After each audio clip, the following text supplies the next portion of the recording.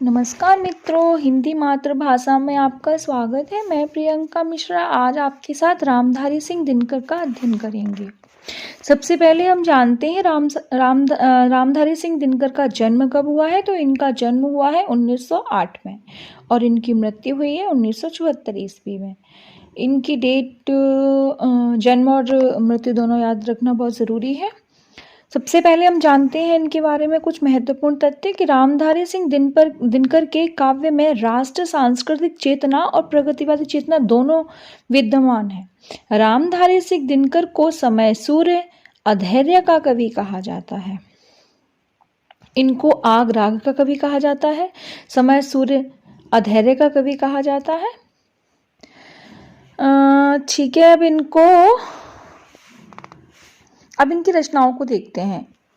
इनकी एक रचना है सिंहासन खाली करो कि जनता आती, इनकी कविता है और ये कविता इन्होंने आपातकाल के समय लिखी थी 1974 में। सिंहासन खाली करो कि जनता आती है।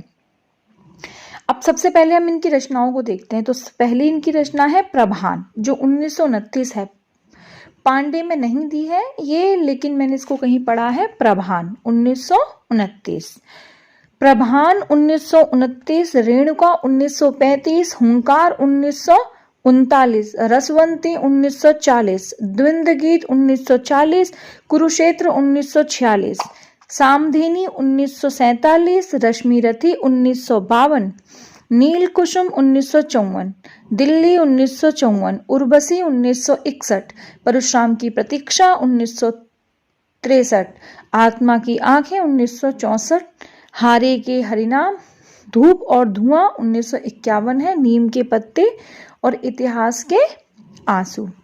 तो कोडिंग से याद कर लेते हैं। वैसे इनकी जो इम्पोर्टेंट है वो कुरुक्षेत्र बहुत इम्पोर्टेंट है 1946, रश्मि रथी बहुत इम्पोर्टेंट है 1952 और उर्वशी बहुत इम्पोर्टेंट है 1961, क्योंकि उर्वशी पे 1972 में ज्ञानपीठ पुरस्कार मिला था।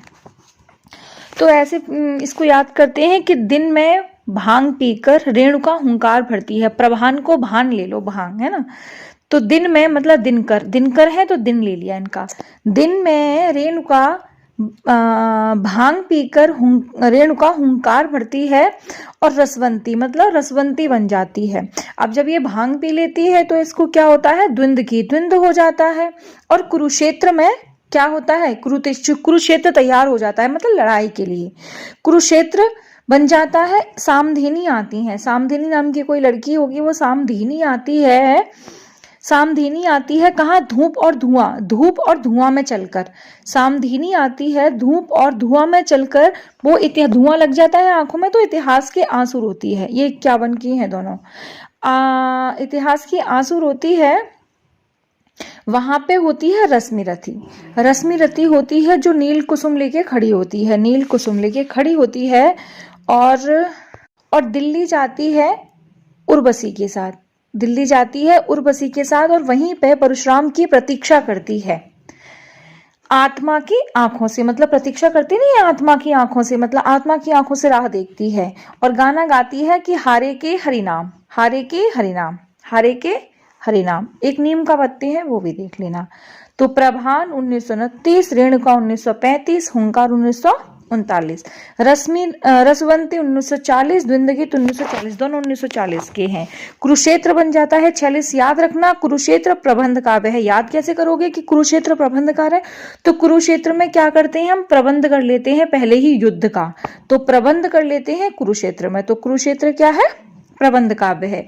अब एक चीज और है कि रश्मि रथी खंड काव्य है। तो रश्मि जो है ना 24 घंटे खड़ी रहती है, तो खंड काव्य क्या है, रश्मि रथी। एक है उर्वशी, उर्वशी एक अप्सरा नहीं थी जो गीत गाती थी, नाचती रहती थी, तो उर्वशी गीत काव्य है। तो इसको याद रखना, क्योंकि ऐसे क्वेश्चन आ जाते हैं ना, तो निम्न में से कौन सी रचना खंड काव्य नहीं है या खंड काव्य है। तो उर्वशी क्या है, नाटक गीत गाती थी और नाच करती थी, तो उर्वशी से गीत याद रख लेना।